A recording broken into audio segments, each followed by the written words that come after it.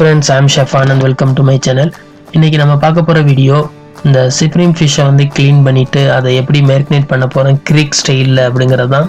So இதோடைய cleaning method ரொம்பவே simple தான். ஸோ இந்த வீடியோ பார்த்து நீங்களே கற்றுக்கலாம் எப்படி க்ளீன் பண்ணுறது ஃபாஸ்ட்டாகவும் சிம்பிளாகும் அப்படின்னு. அதே மாதிரி 1 by 1 பார்க்கலாம். அதுக்கப்புறம் அதோடைய மேரினேஷனை பார்க்கலாம். ஸோ எல்லாமே சிம்பிள் மெத்தட் தான். ஸோ வாங்க எப்படி க்ளீன் பண்ணுறது அப்படின்னு பார்க்கலாம்.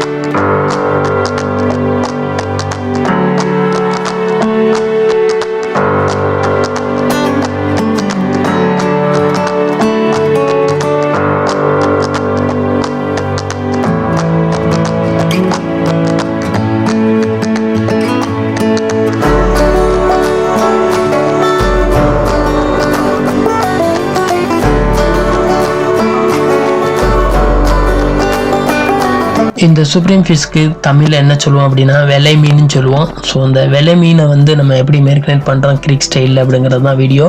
ஸோ ஃபஸ்ட்டு கிரிக் ஸ்டைலில் என்ன பண்ணுவாங்க அப்படின்னா லெபன், அதாவது யோகர்டு, கெட்டி யோகர்டு தான் லெபனான்னு சொல்லுவோம். ஸோ அந்த லெபனாவை வாங்கி வச்சுருக்கோம். அதோட நம்ம கார்லிக், அதாவது பூண்டு, அதை வந்து சின்ன சின்னதாக கட் பண்ணி வச்சுருக்கோம். அடுத்து தைம், ரோஸ்மேரிலாம் சின்ன சின்னதாக கட் பண்ணி வச்சுருக்கோம். ஸோ இப்போ எல்லாத்தையும் 1 by 1 ஆட் பண்ணிவிட்டு ஒன்ஸ் நல்லா மிக்ஸ் பண்ணிவிட்டு அதுக்கப்புறம் தான் நம்ம ஃபிஷ்ஷில் வந்து அப்ளை பண்ண போகிறோம். இதுதான் லெமன்.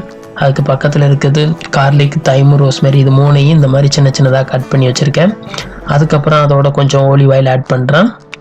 அதுக்கடுத்து லெமன் ஜூஸ் ஆட் பண்ணுறோம். அப்புறம் கொஞ்சம் cumin powder, salt and pepper, அவ்வளோதான். இதை ஒன்ஸ் நல்லா மிக்ஸ் பண்ணிவிட்டு நம்ம ஃபிஷ்ஷில் அப்ளை பண்ண வேண்டியதான். பண்ணிவிட்டு நம்ம திருப்பி ஃப்ரிட்ஜில் வேணாலும் வச்சிடலாம். ஒரு 4 hour ரெஸ்ட்டில் வச்சிடணும். அந்த மேரினேஷன்லாம் நல்லா பிடிக்கும் ஃபிஷ்ஷில்.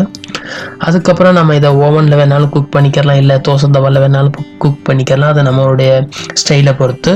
ஆனால் இதுதான் பேசிக் மெத்தட். ஸோ நாங்கள் வந்து என்ன பண்ணுறோம் அப்படின்னா ஓவன்லேயே குக் பண்ணுறோம்.